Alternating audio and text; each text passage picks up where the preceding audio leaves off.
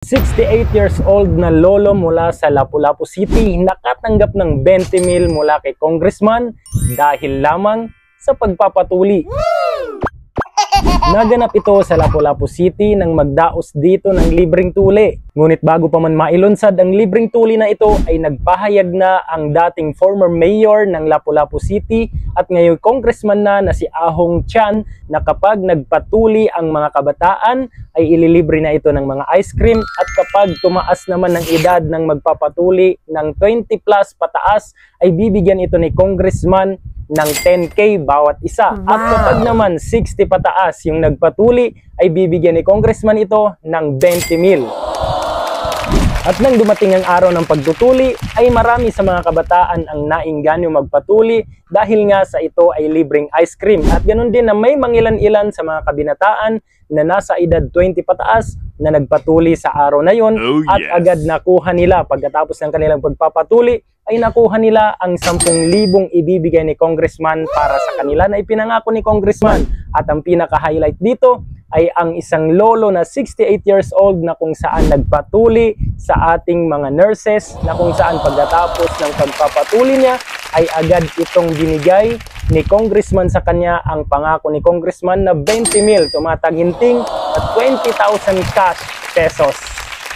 At narito ang aral na nais nating iparating sa video na ito. Alam nyo ba na sa buong kasaysayan ay hindi lamang si tatay ang nagpatuli sa ganitong edad o sa ganitong katandaan. Bagkus, meron pang higit na mas nakakatanda kay tatay at hindi lang basta normal na tao kundi ito ay binansagan pang ama ng mga mananampalataya na walang iba kundi si Propeta Abraham o Ibrahim alayhi salatu wassalam. Ayon sa isang sahaba ng mahal na Propeta Muhammad, sumakanyanawa ang kapayapaan na si Abu Hurairah, sinabi daw ng mahal na Propeta Muhammad, sumakanyanawa ang kapayapaan, ay si Propeta Ibrahim ay ganap niyang naisagawa ang pagtutuli nang siya ay 8 years old na. At ito ay naitala sa librong Sahih al-Bukhari. At alam niyo ba na ayon sa Wikipedia, ang pinakamaraming nagsasagawa at pinakamaraming nagsasabuhay ng kaparaan ng pagtutuli ay sa buong relihiyon sa mundo ay nag-iisa at nangunguna na walang iba kundi ang relihiyong Islam. At hindi ito ayon sa mga Muslim, bagkus ito ay ayon sa Wikipedia.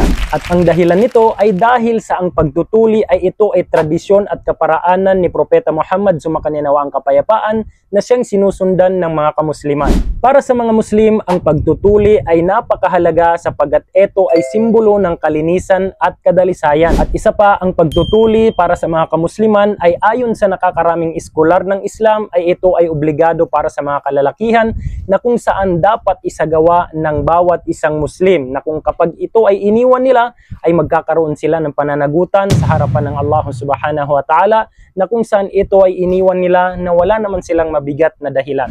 At para naman po sa mga kababaihang kamusliman ay sunna lamang po sa kanila o nangangahulugan na voluntaryo lamang po sa kanila ang pagpapatuli. Na kung kapag ito ay hindi nila isinagawa ay wala silang magiging kasalanan at kapag naman ito ay sinagawa nila ay magkakaroon sila ng gantimpala sa pagsasagawa nito. At sa mga nais mapanood o mabasa ang pagpapaliwanag dito sa pagtutuli sa kababaihan at sa kalalakihan ay nilagay ko po ang link sa comment section na kung saan maaari niyo pong bisitahin. Kaya naman hindi na nakakapagtaka na ang mga Muslim o ang Islam ang pinaka-nangungunang relihiyon na nagsasabuhay at nagsasagawa ng pagtutuli dahil sa alintuntunin o batas nito. Bukod sa ito ay tradisyon at kaugalian ng mga propeta ay nagsisimbolo rin ito ng kalinisan at kadilisayan. Kahalintulad ng isang saging na kapag kinain mo ang saging na ito ay hindi nababalatan ay napakapait nito.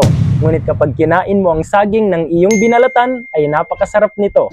Kaya naman kung nagustuhan nyo ang ating video sa ngayon ay maaari kayo mag-like at mag-follow para sa tuwing tayo ay mag-upload ng ating video ay ma-notify kayo na tayo ay mag-upload ng bagong video. At mag-comment na rin kayo para malaman natin kung saan na ba umabot yung video natin. At bilang panghuli, huwag nating kakaligtaan i-share ang video na ito para lumawak pa ang kaalaman ng bawat isa sa atin. Hanggang dito na lang. Syukran!